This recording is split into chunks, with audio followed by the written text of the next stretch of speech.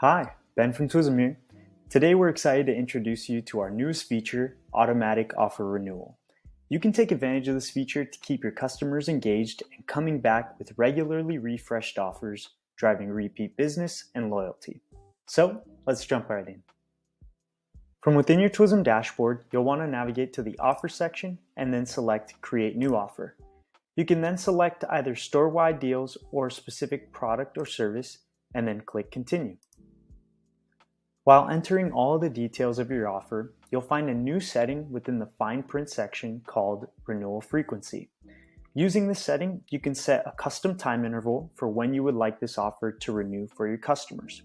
For instance, if I were to set this to renew for once every month, then that means if a customer were to redeem the offer, it would be available for use again 1 month after their last redemption of this offer.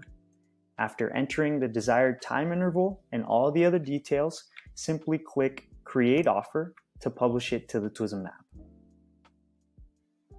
So there you have it. Set your offers to renew automatically at intervals of your choosing, freeing up valuable time for other aspects of your business. Enjoy complete control over the renewal frequency, whether it's weekly, monthly, or annually, and you'll be able to adapt to your business needs seamlessly.